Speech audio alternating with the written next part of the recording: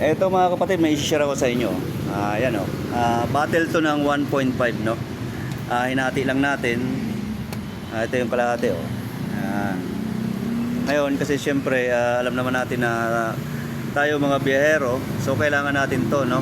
Yung para hindi sila maghiwa-walay, andyan ang ating shampoo, toothbrush, toothpaste, sabon, at ang ating deodorant. At syempre, ginawa natin to. Ayan, may butas din yan sa ilalim para yung tubig is hindi naman may ipon dyan sa loob, no? Ganito yan, tatanggalin ko muna. Pasuyo nga muna ako, guys, patanggal nga muna ako nito. Ayan, tanggalin mo siya para makita nila yung ayan ha. Pag mga biyahero dapat ganyan. So may toothbrush na tayo dyan, yan natin sabon. So gumagawa rin si Vice ng para sa kanya. Tapos kasi mga biyahero tayo medyo tagay-tagay na. yung takip nito, kung natin tagayan. Mikos-mikos, takip mo Vice. Takip mo ulit. Ganito lang yan, Ayan ha, lagyan natin ng goma kasi yan.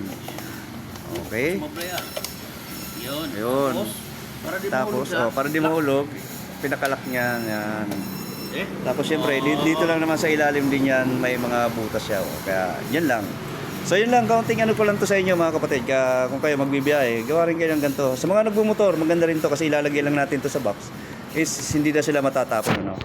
Okay, salamat guys.